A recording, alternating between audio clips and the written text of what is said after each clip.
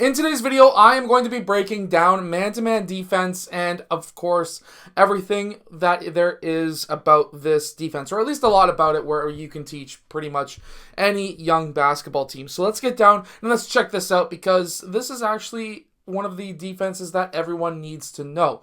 Because when it comes to man-to-man defense, you need to teach that before you teach zone. It makes teaching zone so much easier. Okay, so generally speaking, a lot of younger players, they'll play man-to-man defense right up on their man, which leaves the entire middle part of the key open. It creates massive gaps for the ball handler to be able to attack, and overall is just an easy defense to score against unless they run it properly. An easy rule is the first pass away, those defenders are one step away. However, they have to be in the gaps so that if player one was to drive, they are able to cut off that gap. Next are the corner players, and these defenders need to be 2 steps away, 1 and 2. They are called the help defenders. If the ball gets passed over here, player 1 now needs to be 1 step away in the gap. Player 3 is man on, and then player 1 moves so that he is able to still see player 4, but also see player 3, and he is also in the gap. Over here, because the ball is 3 passes away, 1, 2, and 3, he needs to be 3 steps away. So he's roughly near the middle of the key. Player 2 is now 2 steps away, so he is on the what's called the nail.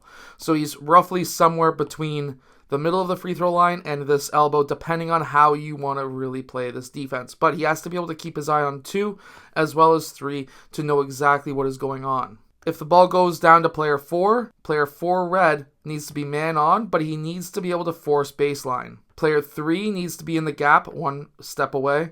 Player 1 drops to 2 steps away. Player 2 red then drops back, being 3 steps away, and then player 5 is right here. If player 4 was to drive, as an example, then player 5 needs to beat him here outside of the key, so now this becomes a trap. Player 2 sinks, he is now zoned up with player 5 and player 2. This is why you teach man-to-man defense first, because you learn zone principles. Player 1 then drops, he is now zoned up, guarding player 2 and player 1. Player 3 may drop just a bit, just so that he can keep his eye on player 4, but also keep an eye on player 3, but still be able to pick off a pass if there is a kick-out pass from player 4. This is why I always say teach man-to-man defense first, before you teach zone. If the pass goes out to player 5, let's say they did a hammer pass, he jumped out of bounds, but before he landed, he kicked it out to player 5. Just because player 2 is in better position, he needs to go and guard player 5. Player 1 then gets the gap, and then in my opinion, because player 3 is closest,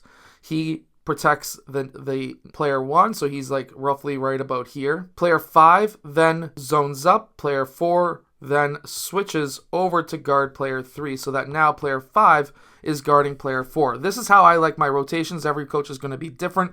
Your rotations don't have to be exactly like this. And why this is an okay fact right here, where player 5 is being guarded by player 2, this is obviously going to be a mismatch. Why I am okay with it is because now, if he drives this way, because he's a center, he's probably not the greatest at dribbling. Player 1 should be able to steal it because player 1 is playing the gap. If he drives baseline, he's back into a double team with a center, so it doesn't matter. That center is back with his man now. Player 4 would drop. Player 3 zones up. 4 zones up. And we're back in that zone where 4 is guarding those 2, 3 is guarding those 2, 1 is watching the ball and watching his man. If, for example, we now have, let's say, a play where 1 and 2 drop, player 5 sets that screen, well now, this is kind of a deadly area to get that screen, especially if it's a 5-on-3 screen, just as an example. There's going to be a mismatch somewhere. If off of this screen, player 5 rolls and they hedge or they blitz or something, player 5 should be wide open. This is deadly because now player 4 drops off, that's a kick. So it needs to be help from this side, player 1 needs to drop. That's how you would defend this. Now, if they didn't blitz, and let's say they just hedged for a second, got to a point where player 3, they blew up that screen, player 4 may be wanting to lift because if player 4's for red, his defender, drops off, now this is going to be a 3-point shot. That's why this guy doesn't help off. The help needs to come from the opposite side to cut off that screen temporarily.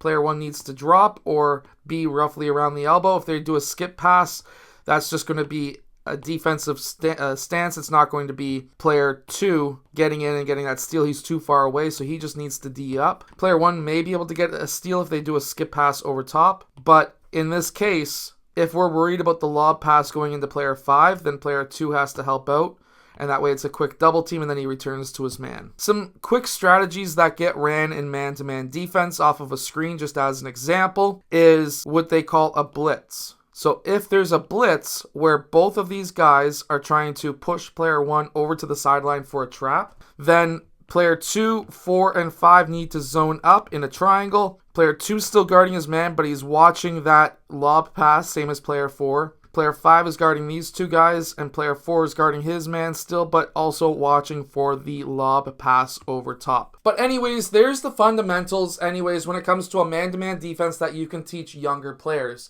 This is why I hate leagues or tournaments that say you can't play zone defense, because a proper man-to-man defense has zone principles inside of it, which means that what those tournaments are really saying is you really can't play defense, in my opinion.